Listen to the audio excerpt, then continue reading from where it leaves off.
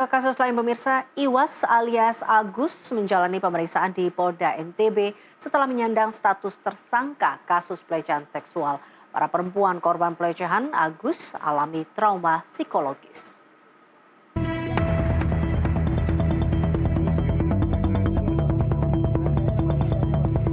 Setelah menyandang status sebagai tersangka kasus pelecehan seksual, pria penyandang disabilitas tunadaksa Iwas alias Agus Buntung akhirnya menjalani pemeriksaan.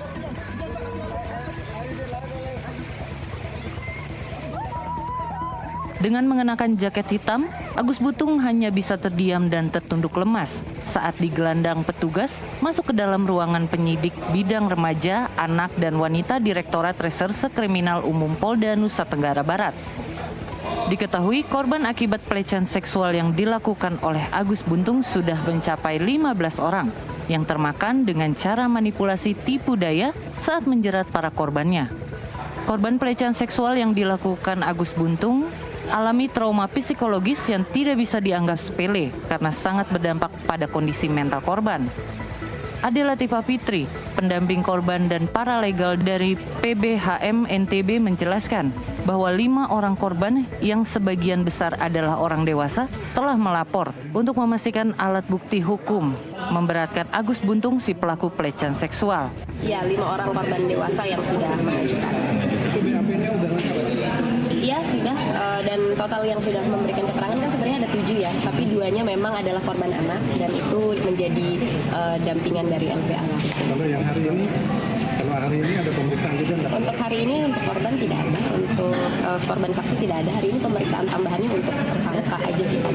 Sudah dikabulkan LPSK atau hanya baru proses? Kami masih dalam proses untuk pemenuhan dokumen untuk LPSK. Ada ancaman, ada apa terhadap korban? Sebenarnya ancaman secara langsung yang diterima oleh korban sih tidak ada. Cuma kan dengan ramainya ini kan korban masih tetap dapat akses melihat bagaimana pro kontra yang ada di masyarakat juga kan. Dan itu yang sebenarnya membuat korban juga benar-benar masih dalam kondisi yang cukup trauma sampai sekarang. Bahkan memang belum berani sama sekali untuk muncul sedikit pun gitu ya. Jadi memang masih dengan perwakilan dari kami pendamping. Dari Mataram, Nusa Tenggara Barat, jurnalis NTV melaporkan.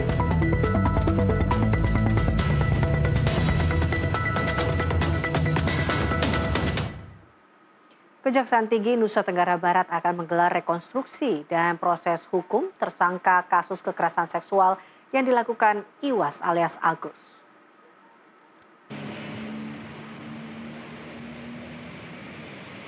Kepala Kejaksaan Tinggi Nusa Tenggara Barat, Enen Sari Banon menegaskan pentingnya prosedur yang transparan dan berlandaskan hukum, terutama dalam perkara yang melibatkan penyandang disabilitas. Rekonstruksi Iwas alias Agus akan dilakukan dalam waktu dekat. Penguatan alat bukti utama dalam kasus ini adalah keterangan para saksi, termasuk para korban.